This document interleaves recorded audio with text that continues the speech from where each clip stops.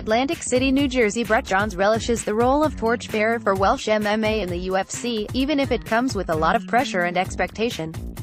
Johns, 15-0 MMA, 3-0 UFC, was among the first Welsh fighters to compete in the UFC, and was the very first to get a spot in the organization's official rankings. The unbeaten bantamweight is making a name for himself in the octagon, and he wants to be known as the fighter breaks new ground for his country. He views his matchup with Aljamain Sterlin, 14-3 MMA, 6-3 UFC, on Saturday at UFC Fight Night 128, as the next step in his journey to bring Welsh MMA to prominence. It's a heavy burden to be at the forefront of such a push, but Johns said he embraces it. It's motivating and a bit of pressure, Johns told McJunkie. I'm trying to become a legend of the sport in my own country. That's what I'm trying to do. To be a legend in this game is so difficult. Some great fighters out there. For me, my goal is to the greatest in my own country and lead the way in my own country. It's added pressure, don't get me wrong, but it's something I'm happy to do. UFC Fight Night 128 takes place at Boardwalk Hall in Atlantic City, New Jersey. Johns vs.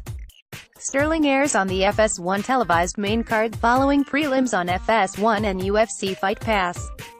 There are certain fighters who have done for their own country what Johns is trying to do for Wales.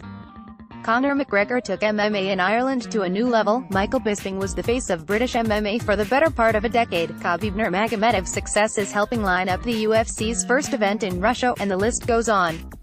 It's a lofty aspiration, but Johns wants to be the one who changes the game for his region. I want to be the first Welsh guy to hold the UFC belt, Johns said. It seems unrealistic, but every champion in the early days it seemed unrealistic to them. To be honest, I do believe I can make it. Johns is aware how critical his fight against Sterling is to his overall plans. His 30-second submission win over former title challenger Joe Soto at the Ultimate Fighter 26 finale in December was a huge leap forward in terms of win quality, and if Johns can follow that up by beating the Funk Master, he said he would be in prime position for a marquee fight at 135 pounds. This fight can really get me up there.